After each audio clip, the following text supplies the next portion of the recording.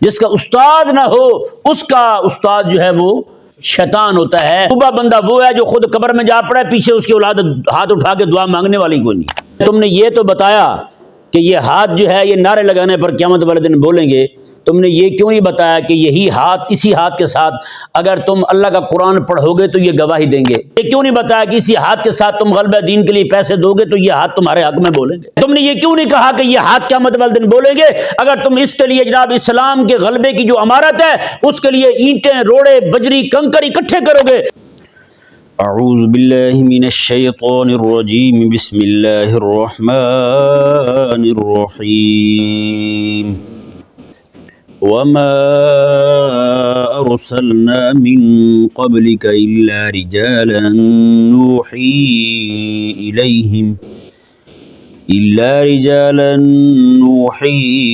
إليهم فاسألوا أهل الذكر إن كنتم لا تعلمون۔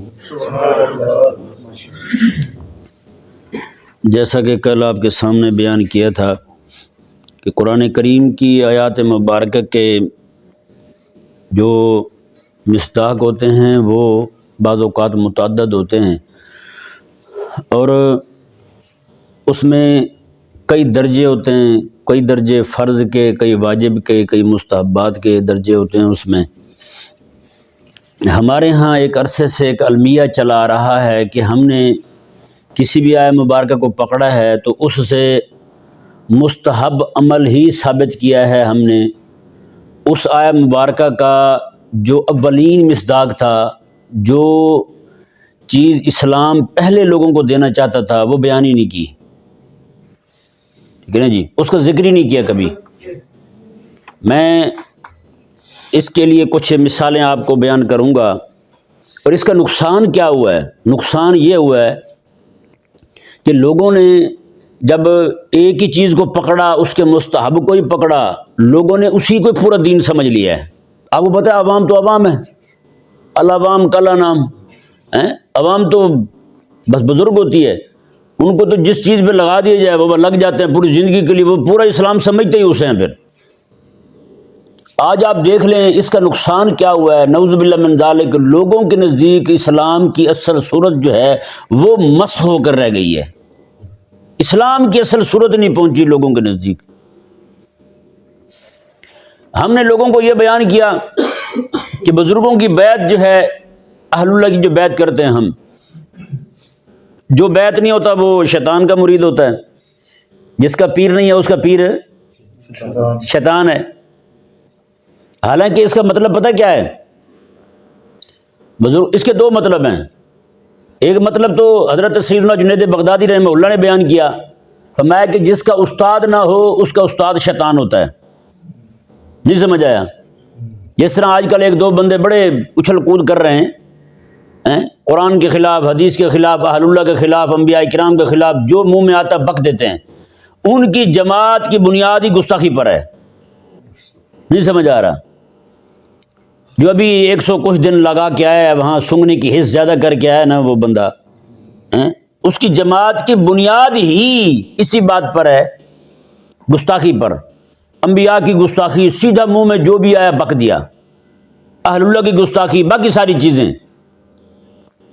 سمجھ آیا نہیں سمجھ آیا؟ تو یہ جو لوگ جو ہیں اس طرح کے، وہ کیسے پیدا ہوتے ہیں؟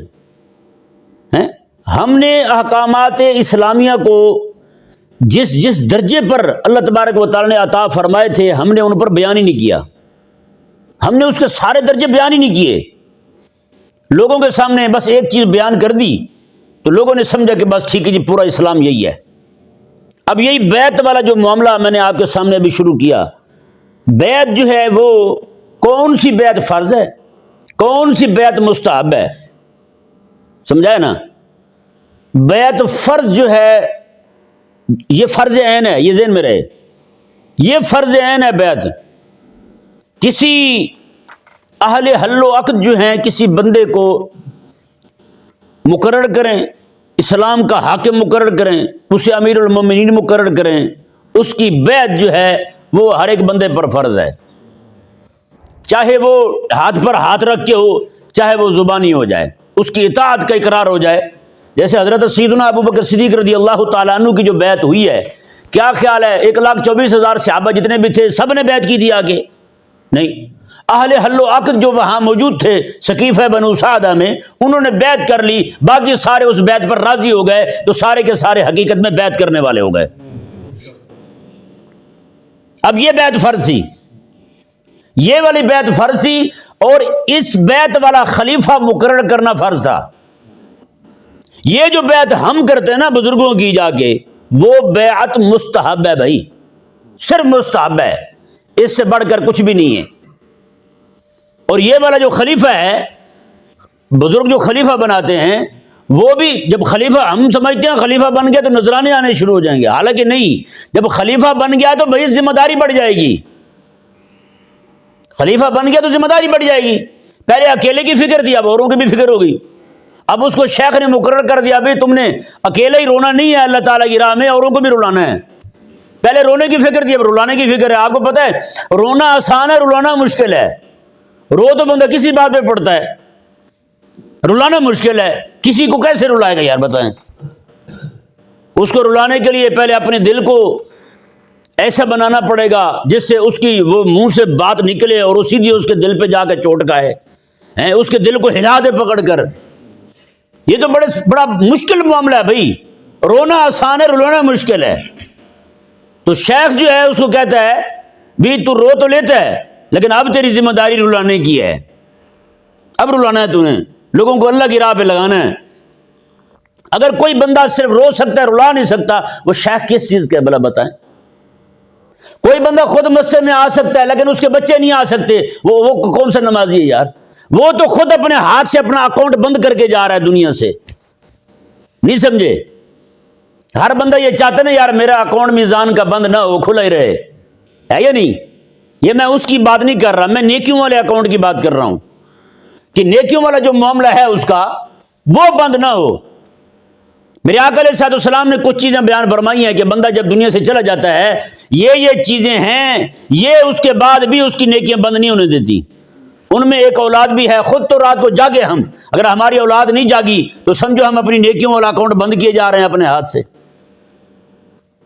ہم خود روتے رہے رات کو اٹھ کے، لیکن ہماری اولاد جو ہے وہ رات کو اٹھ کے نہیں روتی، تو سمجھو کہ ہم اپنا خود ہی حال بند، اپنا نیکیوں والا معاملہ بند کر کے جا رہے ہیں۔ ہم تو نماز پڑھتے ہیں ربنا اغفر لی ولوالدی، پڑھتے یا اللہ مجھے بخش، میرے ماں باپ کو بخش، ہم چلے جاتے پیچھے ہمارے لیے کوئی دعا کرنے والا نہیں ہے کہ یا اللہ مجھے بھی بخش، میرے ابے کو بھی بخش، تو بتائیں ہم تو اپنے نیکیوں والا اکاؤنٹ بند کر کے گئے خود اپنے ہاتھ سے۔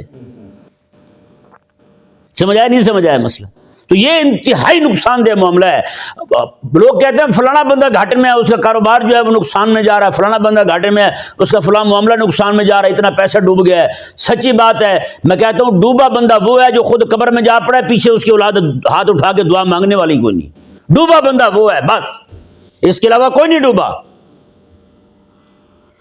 اب خلیفہ جو ہے، بیعت جو ہے وہ بیعت جو فرض تھی، سچی بات ہے آج وہ فرض بیعت جو ہے اس کا نام ہی نہیں آتا کسی کی زبان پر۔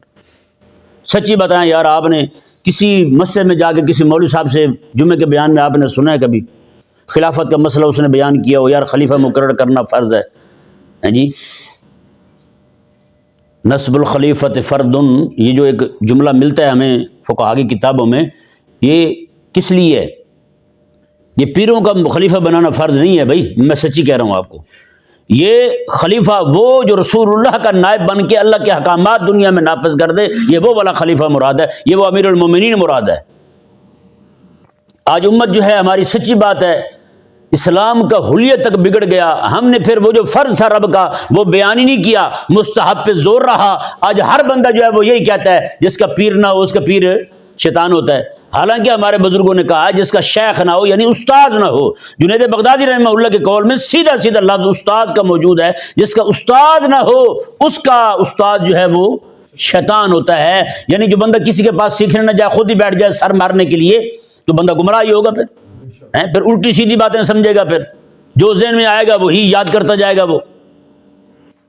تو یہ اب دوسرا جو معنی ہے اس کا، جس کا پیر نہ ہو، جس کا استاد نہ ہو اس کا استاد شیطان ہوتا ہے، شیخ نہ ہو، اس سے مراد جو ہے وہ شیخ وہی خلیفہ ہے جی۔ ظاہری بات ہے، اب بتائیں نا یہاں امیر المومنین عمر رضی اللہ تعالیٰ عنہ تشریف فرما ہوتے تو بتائیں ڈونلڈ ٹرمپ کو کسی نے نوبل انعام کے لیے نامزد کرنا تھا؟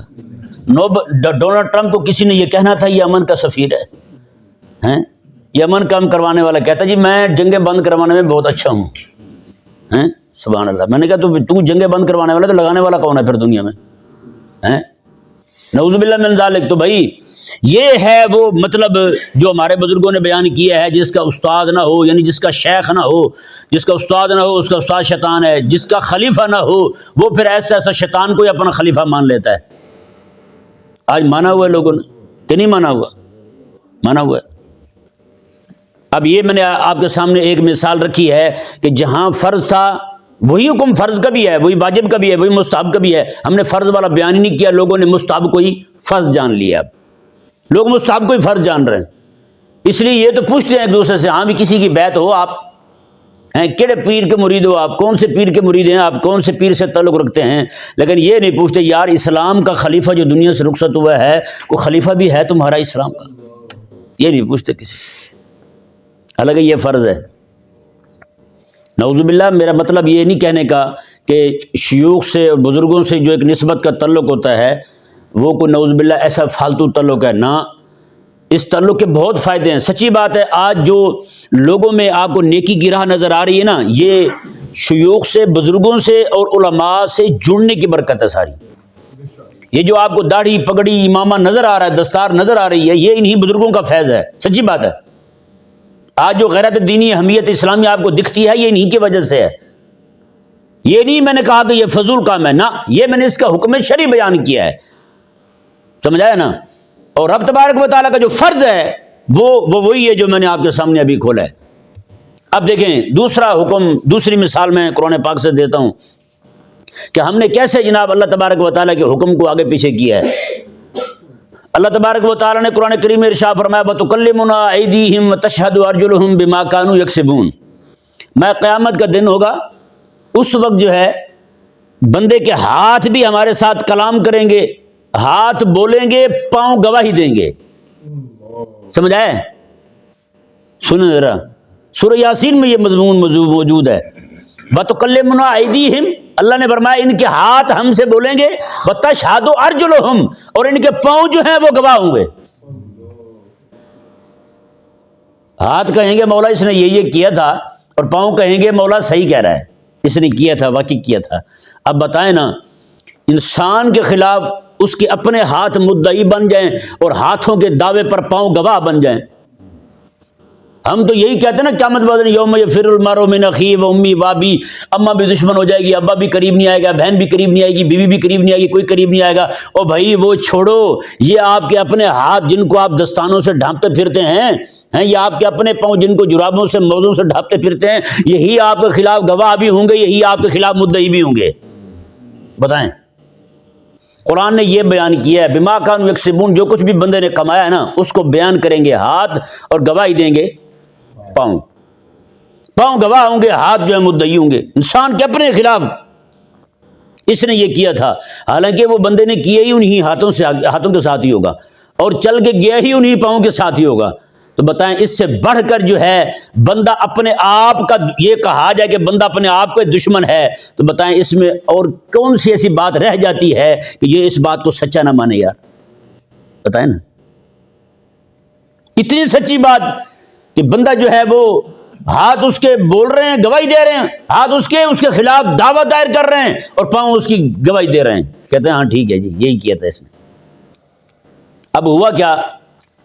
اب یہ آیت مبارکہ اللہ نے نازل کی تاکہ مومن لوگ جو ہیں وہ اپنی، مومن بھی اور کافر بھی، یہ اپنی آخرت کے معاملے میں فکر مند ہو جائیں، آخرت کے معاملے میں غور کریں کہ ہم کہیں کو غلط کام تو نہیں کر رہے، کہ جب ہمارے ہاتھ ہمارے پاؤں ہی ہمارے خلاف ہو جائیں گے تو پھر کیوں نہ ہم آج ہی ان کو روک کے رکھیں، آج ہی ہمارا پاؤں جو ہے وہ گناہ کی طرف نہ جائے، آج ہی ہمارا ہاتھ جو ہے وہ گناہ کی طرف نہ بڑھے ہیں.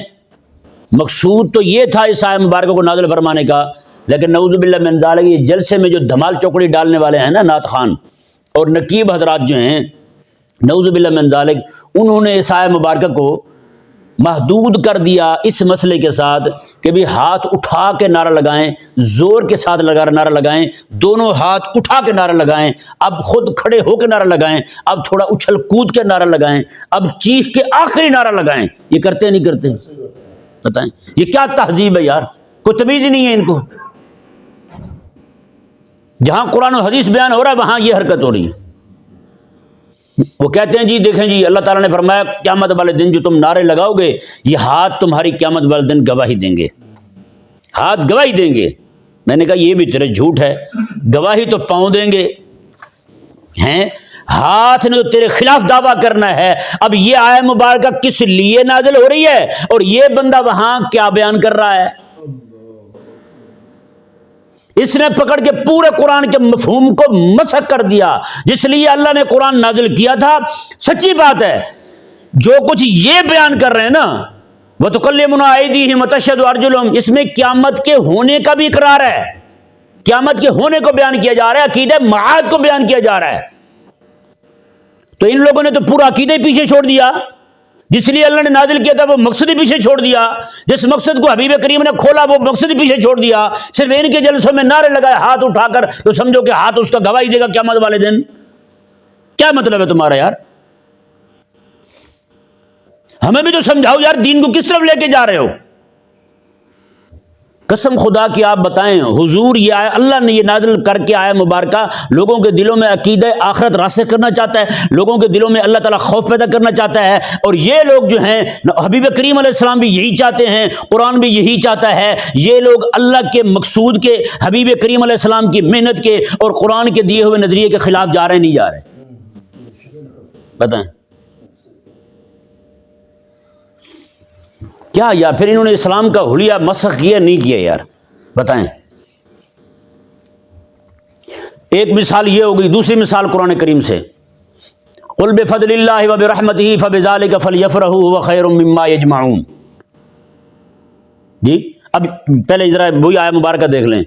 انہی لوگوں کو جو کہتے ہیں کہ نعرے لگائیں گے ہاتھ اٹھائیں گے تو وہ نعرے قیامت والے دن بولیں گے، بس جب بیان ہی اسی موقع پر کیا ہے تو لوگوں کے ذہنوں میں یہی آنا بھی آیت مبارکہ ہے ہی نعرے لگانے والی. بھائی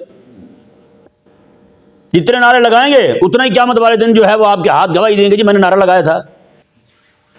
سچی بات ہے یہ اگر آیت مبارکہ صرف نعرے لگانے کے لیے آئی تھی نا پھر اس آیت مبارکہ کو ابو جہل، اس آیت مبارکہ سے ابو جہل کو بھی تکلیف نہیں تھی. ابو جہل بھی کہتا کوئی نہیں خیر ہے، وہ کونے میں کھڑے ہو کے نعرے لگا لو، مجھے کیا مسئلہ ہے. لیکن یہ آیت مبارکہ تو کسی اور کے لیے آئی ہے. اس آیت مبارکہ کے نزول کا تو مقصد ہی کچھ اور ہے. تم نے کیا دیا لوگوں کو یار؟ کچھ تو خدا کا خوف کرو. رب تعالیٰ کے قرآن کو اس کے منہج سے ہٹا رہے ہو یار. اسلام کا کون سا حلیہ دے رہے ہو لوگوں کو؟ سچی بات ہے آج ان لوگوں نے محفل کو اتنا بڑا کر کے بیان کیا نا، یہ سٹیج والے مولویوں نے، سچی کہہ رہا ہوں، محفل رات دن ادھر محفل ادھر محفل ادھر محفل ادھر محفل. اس طرح کے مولوی جو ہیں وہ دین کا کام کرتے کہیں دکھائی نہیں دیتے، دو ہی جگہوں پہ دکھائی دیتے ہیں، یا سٹیج پہ پڑے ہوتے ہیں یا بیڈ پہ پڑے ہوتے ہیں. بس سٹیج سے اترے بیڈ پہ پڑے ہیں، وہاں سے اترے سٹیج پہ پڑے ہوئے ہیں. ساری رات سٹیج پہ، پورا دن جناب بیڈ پہ. دین کا کام کہاں کیا تم نے یار؟ حبیب کریم علیہ السلام یہی کرنے آئے تھے جو تم کر رہے ہو. دین حق کا کب بیان کرو گے تم نے ساری قوم کو اس طرف لگا رکھا یار. سچی بات ہے انہوں نے میلاد کا جلسہ مستحب ہمارے بزرگوں نے کہا تھا، مستحب کہا تھا ہمارے بزرگوں نے. انہوں نے فرض سے بھی آگے لے جا کر پوری قوم جو ہے، اب آپ بتائیں ذرا نماز پڑھنے کے لیے لوگ زیادہ جمع ہوتے ہیں یا میلاد کے جلسے میں؟ جلسے میں زیادہ آتے ہیں. حضور کے دین پہ حملہ ہو جائے تب لوگوں کو زیادہ تکلیف ہوتی ہے، لوگ زیادہ باہر آتے ہیں، یا پھر جس دن میلاد کا جلوس ہوتا ہے اس دن لوگ زیادہ آتے ہیں؟ میلاد کے جلوس والے دن زیادہ آتے ہیں لوگ. تو ثابت ہوا کہ ہم نے کس شے کو فرض بتا کے بیان کیا. ہم نے کون سی شے ہم نے لوگوں کے ہاں فرض دکھائی ہے؟ اتنے اہتمام کے ساتھ لوگ قرآن بھی سنتے ہیں جتنے ان کو سنتے ہیں. بتائیں نا جتنے ان کی چیخیں جو ہیں وہ نعت خانوں کے جھوٹے لوگ جو ہیں شاعر، ان کے کلام لکھے ہوئے سن کے ان کی چیخیں نکلتی ہیں. نعت خان صرف آ کر دے تو ان کی دھاڑیں نکل جاتی ہیں. بتائیں کبھی ان کی قرآن سن کے بھی دھاڑ نکلی ہے؟ کبھی روئیں یہ؟ ان کی آنکھوں سے آنسو نکلے کبھی قرآن سن کے؟ اگلے دن ایک نوجوان دوست ہیں، وہ کسی یونیورسٹی میں پڑھتے ہیں، روزانہ مسلسل درس سنتے ہیں اور کتابوں کا مطالعہ کرتے ہیں. مجھے پرسوں والے دن وہ آئے ملنے کے لیے، مزمل بھائی ان کا نام ہے. وہ کہنے لگے جی یہ بتائیں کہ آقا علیہ السلام کی بارگاہ سے تعلق کیسے قائم کیا جائے. ہاں جی، تو میرے دل میں فوراً آیا، میں نے کہا باقی چیزیں جو ہے نا وہ ڈھونڈنی پڑتی ہیں کہ کیسے وہاں پہنچا جائے. میں نے کہا آپ قرآن سمجھنے سمجھانے میں لگ جاؤ، حضور خود تمہیں کھینچ لیں گے اپنی طرف. ہمارے بزرگوں نے لکھا ہے جس بندے نے قرآن کے ساتھ محبت کی ہے نا، اس نے حقیقت میں حضور کے ساتھ محبت کی ہے، کیونکہ قرآن حضور کا مشن بیان کر رہا ہے. یہ پتہ نہیں تم نے کون سا دین اور کہاں سے نکال لیا، ہماری تو سمجھ سے باہر ہے بھائی. ایک دن ہمیں سمجھ نہیں آیا جو کچھ تم کر رہے ہو. کیا خیال ہے یہ ہاتھ جو ہے، تم نے یہ تو بتایا کہ یہ ہاتھ جو ہے یہ نعرے لگانے پر قیامت والے دن بولیں گے، تم نے یہ کیوں نہیں بتایا کہ یہی ہاتھ، اسی ہاتھ کے ساتھ اگر تم اللہ کا قرآن پڑھو گے تو یہ گواہی دیں گے، یہ تمہارے لیے بولیں گے ہاتھ تمہارے. یہ کیوں نہیں بتایا کہ اسی ہاتھ کے ساتھ تم غلبہ دین کے لیے پیسے دو گے تو یہ ہاتھ تمہارے حق میں بولیں گے. تم نے یہ کیوں نہیں کہا کہ جناب اسی ہاتھ کے ساتھ تم مسجد میں، مدرسے میں چندہ دو گے، مسجد کی جا کے اپنے ہاتھوں سے صفائی کرو گے تو یہ ہاتھ تمہارے لیے قیامت والے دن بولیں گے مولا یہ تو وہ تھا جو صفائی کیا کرتا تھا میرے ساتھ تیرے گھر کی، مولا اس میں تو مہربانی فرما دے. یہ تم نے کیوں نہیں کہا؟ تم نے یہ کیوں نہیں کہا کہ یہ ہاتھ قیامت والے دن بولیں گے؟ اگر تم اس کے لیے جناب اسلام کے غلبے کی جو امارت ہے اس کے لیے اینٹیں، روڑے، بجری، کنکر اکٹھے کرو گے تو یہ ہاتھ تمہارے حق میں بولیں گے یار قیامت والے دن.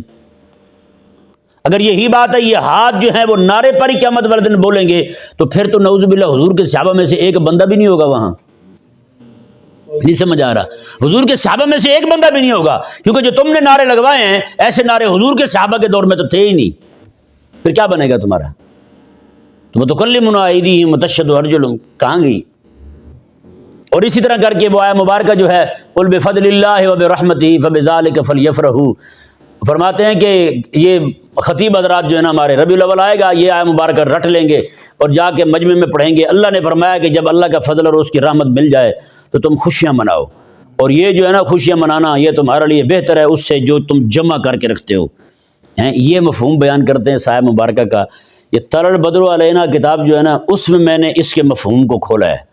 قسم خدا کی آپ کسی بندے کے ذہن میں یہ کسی مولوی کی تقریر ہوئی اور وہ تفسیر پڑھے گا تو اس کا دل کرے گا مولوی کو پکڑ کے میں زمین پہ لٹا دوں. سچی بات ہے کہ قرآن کیا کہہ رہا ہے اور مولوی نے ہمیں کیا سنایا آج تک. وہ ذرا طلع البدر علینا جو کتاب ہماری طبع ہوئی ہے نا وہ ذرا لے کے پڑھیں آپ کو پتہ چل جائے گا یار یہ قل بفضل اللہ وبرحمتہ کا مفہوم کیا ہے، اللہ نے کس لیے نازل کی ہے. اور خیر مما یجمعون یہ نعوذ باللہ لوگوں کو کہتے ہیں جو جلسے پہ خرچ ہو جائے گا نا وہ تمہارے لیے بہتر ہے. بس جلسے پہ خرچ ہو جائے، جو لنگر ہمیں کھلا دیا جائے، جو پیسے ہماری جیب میں ڈال دیے جائے، بس یہی بہترین ہے. اب یہ نہیں بتاتے کہ تمہارے لیے بہترین ہے یا ہمارے لیے بہترین ہے یہ نہیں. یہ مبارکہ کا مفہوم جو ہے بالکل انہوں نے ہٹا دیا ہے، حالانکہ جس لیے اللہ نے. اب تھوڑا سا ذرا غور کرتے ہیں قل بفضل اللہ وبرحمتہ، اللہ کا فضل اور اس کی رحمت مل جائے. بتائیں یار اللہ کا فضل اور اس کی رحمت جو ہے کیا خیال ہے قرآن نہیں ہے؟ یہ کیوں نہیں کہا ہم نے اللہ کا فضل اور رحمت مل جائے؟ اللہ کا فضل اور رحمت قرآن ہے اور اسی اللہ کی رحمت اور اس کے فضل کو کہتے ہیں یہ تو ہمیں بھوکا مار دے گا. تو منافقت ان کی کھل گئی نہیں کھلی؟ اور کیا کہوں میں ان کو یار بتائیں. جو مولوی خود اپنے اسٹیجوں پہ بیٹھ کے یہ آیہ مبارکہ پڑھ کے سناتے ہیں اللہ کا فضل اور اس کی رحمت ملے تو خوشیاں مناؤ، انہی سے پوچھیں نا ذرا ہاں بھی بتاؤ آپ یار آپ کا بیٹا مدرسے میں پڑھ رہا ہے یا کالج یونیورسٹی میں پڑھ رہا ہے؟ تو وہ خود اس کا عمل ہی بتائے گا آپ کو کہ اس کا عمل جو ہے نا وہ یہی کہتا ہے کہ بھائی اس رب کی رحمت اور فضل کی طرف آئے تو ہمارے بچے بھوکے مر جائیں گے، لہٰذا یہ باتیں ہمیں تمہیں سنانے کے لیے ہیں، ہمارے اپنے عمل کے لیے نہیں ہیں. نہیں سمجھ پڑی بھائی یہ معاملہ ہے. اب یہ آیہ مبارکہ سچی بات ہے میں مزید اس پہ نہیں کھولتا، صرف اشارہ دے دیا آپ کو. آقا علیہ السلام تشریف لائے، حضور بڑا فضل بھی ہیں، حضور بڑی رحمت بھی ہیں. نہیں سمجھ آئے؟ تو حضور کی نبوت جو ہے فضل اور رحمت ہے یا نہیں؟ حضور کی شریعت فضل اور رحمت ہے یا نہیں؟ تو بتائیں پھر شریعت پر عمل کیوں نہیں؟ شریعت کے ملنے پر خوشی کیوں نہیں؟ جب نماز کا وقت ہے تم اس وقت خوش کیوں نہیں ہوتے؟ اذان سنی تو خوش کیوں نہیں ہوتے؟ رمضان کے روزے آ جائیں تم خوش کیوں نہیں ہوتے ہیں؟ اس وقت تمہیں تکلیف کیوں اٹھتی ہے؟ اس کا مطلب یہ ہوا کہ یہ آیت مبارکہ کے سارے مفہوم کو، سارے مصادیق کو، سارے مصداقوں کو، سارے اس کے محامل کو اٹھا کے ایک جانب رکھ دیا، اس سے صرف اور صرف جلسے نکال لیے انہوں نے اپنے لیے بس۔ اور جلسے بھی ان کا حال جو کیا انہوں نے نعوذ باللہ، سارے جلسے عوام کے اور سرمایہ دار چودھری قسم کے لوگوں کے حوالے کر کے یہ خود حجروں میں جا بیٹھے ہیں۔ یہ 4 جلسوں میں خطاب کیا، 100 جلسے ہو رہے ہیں، 100 جلسوں میں کیا ہو رہا ہے وہ ان کو پتہ ہی کو نہیں ہیں۔ لوگ جو ہیں وہ عورتوں کو بنا سنوار کے جناب میدانوں میں لے آئے ہیں، یہ جنت سے حور آ گئی جی ہمارے میلاد کے جلسے، بتائیں اس سے بڑھ کر اور کیا بدتمیزی ہوگی میرے مسلک کے ساتھ۔ اور جب میرے جیسے دل جلے ہوئے بولتے ہیں دین کا درد لوگوں کو دیتے ہیں، تو پھر یہ کہتے ہیں یہ تو مسلک کا مخالف ہے۔ بھائی مسلک کا مخالف کیسے ہو گئے بھائی؟ تم نے رفض کو جگہ دی، تم نے میلاد کے جلسے اتنے بڑھائے، اور بھی بڑھاؤ، ہمیں کوئی مسئلہ نہیں، لیکن کم از کم کسی عالم کی نگرانی میں ہوں، کسی غیرت والے بندے کی نگرانی میں ہوں۔ اگر کسی عالم کی نگرانی میں یہ جلسہ ہوتا، جلوس ہوتا میلاد کا، بتائیں وہاں عورت ننگے سر بیٹھی ہوتی۔ اس سال جو طوفان بدتمیزی بپا کی انہوں نے نعوذ باللہ ثم نعوذ باللہ، کہنے کو جگہ نہیں رہی، عورتیں جا کے میلاد کے جلوس میں ڈانس کر رہی تھی۔ بتائیں کیا دے رہے ہو لوگوں کو یار؟ ہمیں بھی تو سمجھاؤ۔ پہاڑیاں بنا کے رات کو جو طوفان بدتمیزی بپا ہوتا ہے، وہ بندہ سیاںا نہیں ہوتا جو بندہ جناب بیماری کو بڑھنے دے اور جو بولے اس کے بھی خلاف ہو جائے۔ ہاں بھی اب دیکھیں نا، بیماری کے خلاف بولیں گے، جو اطباء حضرات ہیں، حکیم ہیں، ان کو تو مسئلہ ہوگا، ڈاکٹروں کو مسئلہ ہوگا، یار یہ کس طرح کی باتیں کرتا ہے؟ کوئی بندہ کہے جی فلاں بیماری نہیں ہے، فلاں بیماری نہیں ہے، یہ تو ایسے پھیلایا ہوا انہوں نے ہوا لوگوں سے پیسے اینٹنے کے لیے ڈاکٹروں نے۔ تو اب کوئی بھی بندہ بولے گا تو ڈاکٹروں کو تو مسئلہ ہوگا، بھائی یہ تو ہماری روٹی بند کر رہا ہے یا نہیں؟ ڈاکٹر بھی دعا کروائیں گے، یار دعا کر دیں یار ہمارا کاروبار چل جائے۔ اب کوئی بندہ یہ دعا کرے یا اللہ حضور کی امت بیمار ہو جائے، یہ دعا بھی کیسی دعا ہے پھر؟ تو یہ جو معاملہ ہے نا، سچی بات ہے، بیماری کو پھیلنے دے رہے ہیں، اس کے خلاف بولتے نہیں۔ قرآن حدیث اور اسلام کا اصل چہرہ جو ہے وہ مسخ کر بھی رہے ہیں، کروا بھی رہے ہیں، اور آج اس کا نتیجہ کیا نکلا؟ سچی بات ہے، انہوں نے بیعت کو فرض کہا، آج پیر جو ہیں وہ راضی ہو چکے ہیں، درباروں سے رفض پھیل رہا ہے۔ الا ماشاءاللہ چند آستانے ہمارے پاکستان میں ایسے ہیں جو غیرت والے ہیں، حضور کے صحابہ کے وفادار ہیں، حضور کی آل کے وفادار ہیں، وگرنہ تقریباً آستانے جو ہیں وہ ان کے عقیدے جو ہے نا وہ رفضیانہ ہو چکے ہیں۔ سچی کہہ رہا ہوں میں۔ کیوں ہوا سارا؟ اگر تمہارا کام تھا، تم نے بیعت کو اتنے بڑھا چڑھا کے پیش کیا تھا، پھر ان کو بھی ذرا قابو رکھتے ہیں۔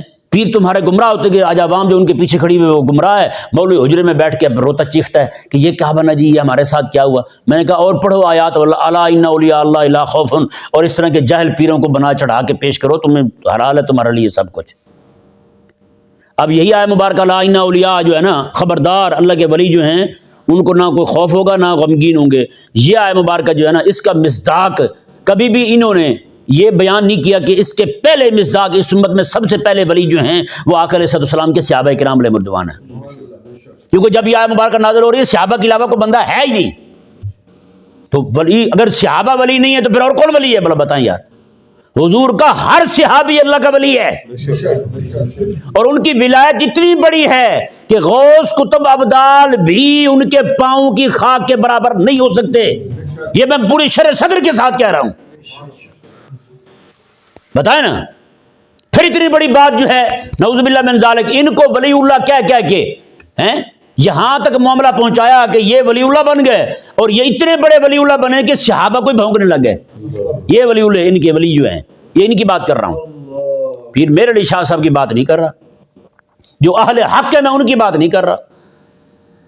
بتائیں نا ذرا، پھر انہوں نے جو حال کیا ہے نعوذ باللہ من ذالک، اور کروں نا بیان، پھر سچی میں کہہ رہا ہوں اس پہ میں بات کروں نا کہ اسلام کا چہرہ کیسے مسخ کیا انہوں نے، اللہ تعالیٰ کے احکامات کو ان کی اصل جگہ سے ہٹا کے اور جگہ لا کے ایک چھوٹا سا جو مستحب حکم ثابت ہوتا تھا اسی پہ زور لگا کے پوری قوم کے لیے اسی کو دین بنا دیا انہوں نے۔ اور آج دین کیسے بنایا انہوں نے آپ سوچ بھی نہیں سکتے۔ لوگوں کے نزدیک، کئی لوگوں کے، بہت سارے لوگ ہیں، اکثریتی طبقہ جن کے نزدیک اکیلا میلاد کا جلسہ دین ہے، پورے سال میں جلسہ کریں گے میلاد کا، بس چھٹی، عاشق رسول بن گیا بس چھٹی۔ کئی لوگوں کے نزدیک اکیلی 11ویں پورا دین ہے، 11ویں لازمی کریں گے، نماز پڑھیں نہ پڑھیں۔ کہتے ہیں 11ویں کیا گیارہویں ہمارے بزرگ ہیں وہ کہتے ہیں کراچی میں ایک جگہ وہ لے گئے، گیارہویں شریف ہے تو بڑے پیر صاحب کی، تو وہاں ختم پڑھ دیں، وہ گئے تو انہوں نے آگے سے کہا کہ بندہ جو اگر بتی جلا رہا تھا نا، سنیں ذرا قوم کا ادب، اللہ اکبر، رب کا قرآن گلی میں رل رہا ہے، سچی بات ہے، قرآن کی آیات روزانہ لکھ کے کروڑوں کی تعداد میں گلی میں پھینکی جاتی ہیں، اور گیارہویں، سبحان اللہ۔ وہ کہتے ہیں کہ وہ بندہ جو ہے نا وہ اگر بتی جلانے لگا بغیر وضو کے، بھائی نے کہا شرم کرو، بڑے پیر کی گیارہویں ہے، بغیر وضو کی اگر بتی جلا رہا ہے، سبحان اللہ۔ ادب ہے تو یہاں تک پہنچا ہے، اور گرے ہیں تو کہاں گرے ہیں وہ سمجھ سے باہر بات ہے۔ آج مجھے ایک بندہ جو ہے نا وہ شرک پور شریف مرید تھا، مجھے کہنے لگا جی آپ چلیں، ہمارے آستانے پر ایک کٹا بندھا ہوا ہے۔ کون؟ کٹا بندھا ہوا ہے، اور اس کے ماتھے پہ لفظ محمد لکھا ہوا ہے، اس کی زیارت کرنے چلیں۔ میں نے کہا یار آپ کے محلے میں ایک بندہ قرآن کا حافظ ہے، اس کے دل میں پورا قرآن محفوظ ہے، اور پتنی ہزاروں بار اللہ تعالیٰ کا نام لکھا ہوا موجود ہے، اور اتنی بار جتنی بار قرآن میں حضور کا نام ہے وہ لکھا ہوا موجود ہے، کبھی اس کا بھی ادب کیا آپ نے؟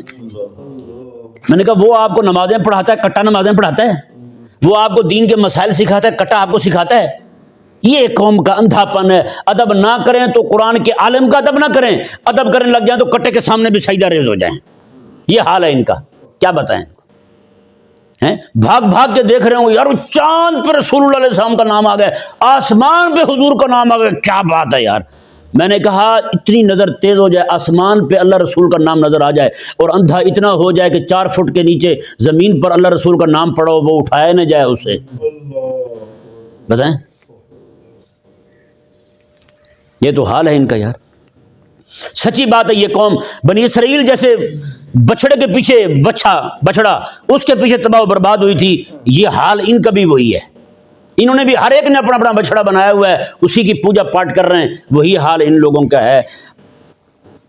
کیا روئیں کیا بتائیں یار، سچی بات ہے، ہر ایک کے وفادار ہیں، صرف اللہ رسول کے وفادار کو ہیں۔